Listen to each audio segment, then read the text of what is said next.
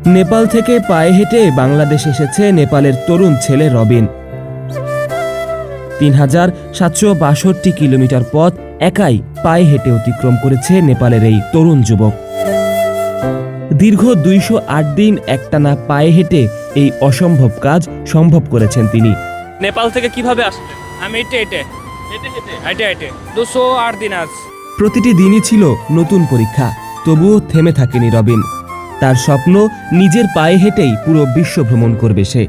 আমি অল পৃথিবী ভ্রমণ করবে, অল পৃথিবী হেঁটে পায়ে হেঁটে। তাহলে আপনি এখান থেকে যাবেন কোথায়? আমি Myanmar, Dhaka, first Dhaka, Myanmar, Thailand.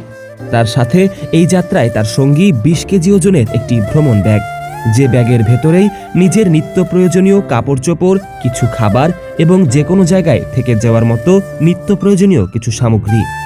मेरा इधर अंदर टेंट है, कपड़ा है, गैस है, चूल्हा है, एवरीथिंग स्टॉक, खाना फूड का खाने का स्टॉक है, 2-3 दिन का खाने का स्टॉक है बस। আচ্ছা, এই ব্যাগের ওজন কত কেজি? 20+। কখনো রোদে পুড়ে, কখনো বৃষ্টিতে ভিজে, আবার কখনো খালি পেটে থেকেও সময় পার করেছে রবিন। তবুও ফিরে যাননি। রবিন চেয়েছিল একটি চ্যালেঞ্জ নিতে। তার ইচ্ছা ছিল কিছু একটা করতে হবে। তবে সে করে দেখিয়েছে যে প্রবল ইচ্ছা শক্তি থাকলে কোনো কিছু অসম্ভব নয়। जो युवा लोग है अभी, जो नशा करके नशा कर रहा है, बिगड़ रहा है, वो लोग को मैं मैसेज देना चाहता हूँ कि हाँ भाई, कुछ भी कर सकते हैं आदमी, पब्लिक कुछ भी कर सकते, चाहे तो मन में इच्छा हो तो कुछ भी कर सकता है, और मनोबल होना चाहिए, और बुरा लाइन में नहीं चलना चाहिए, कुछ अच्छा करो वही।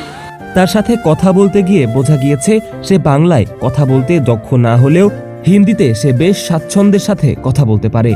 তার স্বপ্ন সে পায়ে হেঁটেই পুরো বিশ্ব ঘুরে দেখবে। পায়ে হাঁটার এই যাত্রা কষ্টকর হলেও তার প্রবল ইচ্ছাশক্তি যেন তার সব ক্লান্তি দূরে সরিয়ে দেয়। যারা আপনার মতো আসলে ঘুরতে চায় তারা আসলে কিভাবে আসলে সাহস পাবে? कुछ नहीं, मत आत्मबल होना चाहिए, बस कर सकता हूँ, बस करना है, बस वही।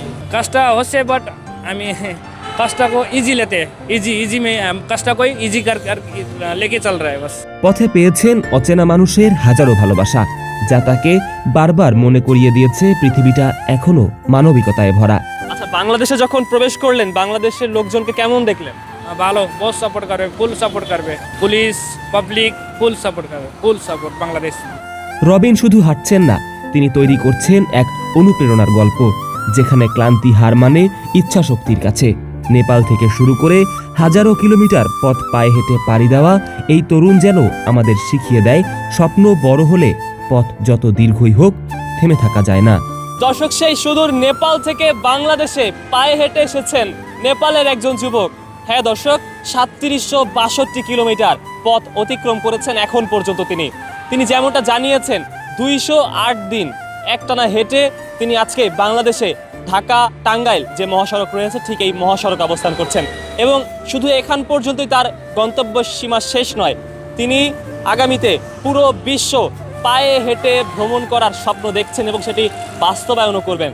দর্শক, আজকে তার সাথে কথা বলবো, জানবো তার এই অভিজ্ঞতা। সঙ্গে রয়েছে আমি খন্দকার তাসিন, দেখছেন দেশের পত্র। আসসালামু আলাইকুম। ওয়ালাইকুম সালাম ভাই, আমার নাম রবিন। আপনি কোথা থেকে এসেছেন? আমি নেপাল থেকে আসি, হেঁটে।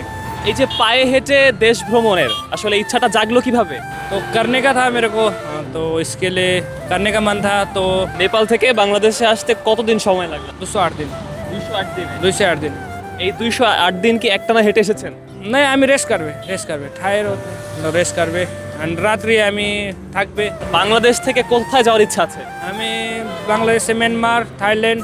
আচ্ছা, আপনার পেছনে আমি একটা ব্যাগ দেখতে পাচ্ছি, ব্যাগের মধ্যে কি রয়েছে একটু আমাকে বলবেন?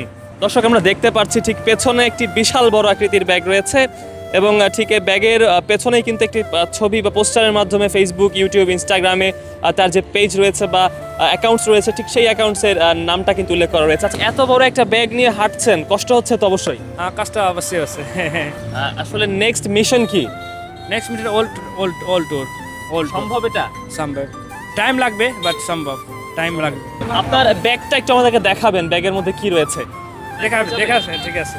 হ্যাঁ, একটু আমাদেরকে একটু দেখাবেন। দর্শক, আমরা একটু দেখবো মূলত আসলে তার ব্যাগের মধ্যে কি রয়েছে। দেখতে পাচ্ছি যে বিশাল বড় একটি ব্যাগ এবং সাথে কিন্তু নেপাল এবং বাংলাদেশের যে পতাকা সেটি কিন্তু দেখা যাচ্ছে। আমি এই মুহূর্তে রয়েছি গাজীপুর যে কালিয়াকৈর যে মহাসড়ক রয়েছে ঠিক সেখানে, এবং আমি যদি বলি আপনাদেরকে যে ঢাকা টাঙ্গাইল এই মহাসড়কে আসলে চলার পথে কিন্তু আমি হঠাৎ তাকে দেখতে পেলাম, এবং বিশাল আকৃতির যে ব্যাগ ছিল তার সাথে, তার ব্যাগটি এবং তার পতাকা দেখে আসলে মূলত আমি আসলে তাকে প্রশ্ন করলাম আসলে কোথা থেকে এসেছেন। তিনি জানালেন যে তিনি নেপাল থেকে হেঁটে হেঁটে, অর্থাৎ নেপাল থেকে হেঁটে হেঁটে তিনি কিন্তু আসলে বাংলাদেশে এসেছেন। যে একটু দেখাবেন কি কি আছে। আমরা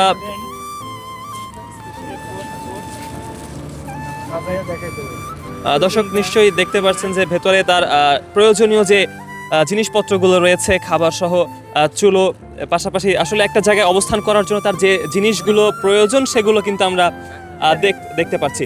আচ্ছা, আপনার সাথে আমি দেখতে পাচ্ছি এখানে এই জিনিসটা কি? सारंगी नेपाली स्टोरी দর্শক আমরা দেখতে পেলাম মূলত তার যে বিশাল আকৃতির যে ব্যাগ, ঠিক সেই ব্যাগে করে কিন্তু তার যে কাপড় চোপড় বা তার যে আসলে টোটাল যে প্রয়োজনীয় যে জিনিসপত্রগুলো রয়েছে ঠিক সেই জিনিসপত্রগুলো কিন্তু তিনি নিয়ে ভ্রমণ করছেন, এবং পুরো বিশ্ব তিনি পায়ে হেঁটে ভ্রমণ করবেন এমনটাই কিন্তু তিনি বলেছেন। আচ্ছা, এই যে ভ্রমণ করছেন, ভ্রমণের জন্য যে টাকা বা অর্থ এটা আসলে কোথা থেকে পাচ্ছেন? मैं जो वीडियो देखता है मेरा फॉलोअर्स और मेरा नेपाल का मेरा सिस्टर ब्रदर सब मेरा वीडियो देखते हैं, वो लोग हेल्प करते हैं, बस थोड़ा बहुत हेल्प कर देते हैं बस, तो उसी से चल जाता है मेरा, उसी से चल रहा है। মানে আপনি একজন content creator? Small content creator यात्रा करबे আমি দেখাছি, আমি यहाँ से ये सब देखा। উনি আমার তেমন কোনো আত্মীয় না, কিন্তু আমিও তেঁতুলিয়া থেকে আপনার হচ্ছে টেকনাফের উদ্দেশ্যে পায়ে হেঁটে একটা সফর করতে চাচ্ছিলাম। তখনই আমি যখন হচ্ছে টাঙ্গাইলে আসছি তখনই দেখলাম যে রবিন ভাই হচ্ছে এই সফরটা করতেছে। উনি আমার থেকে মানে একদিন আগে ছিল, আমি ছিলাম টাঙ্গাইলে, উনি ছিল মির্জাপুরে। তো ভিডিওটা দেখার পরে দেখলাম যে আমি যেহেতু একা একা হাঁটছি, তো আমি চাইলে রবিন ভাইয়ের সাথে আমরা একসাথে যাইতে পারি। রবিন ভাইকে ফোন দিলাম কালকে, ভাই আপনি কোথায় আছেন, আমিও তো সফর করতেছি, আমি আপনার সাথে মানে একসাথে সফর করতে চাই। তখন ভাই সাথে সাথে রেসপন্স করলো, ভাই তার অ্যাড্রেস দিল, ঠিকানা দিল। আমি রাত্রে আর হাইটে আসি না, রাত্রে বাস দিয়া মির্জাপুর চলে আসছি টাঙ্গাইল থেকে। আজকে সকালে আমরা দুজন একসাথে সফর করতেছি আর ভাইয়ের সাথে খুশ গল্প করতেছি। এই যে বাংলাদেশে একজন ফ্রেন্ড বা বন্ধু পেলেন, কেমন লাগছে? ভালো, খুব ভালো লাগে फ्रेंड से बात करके जा सकते हैं बस।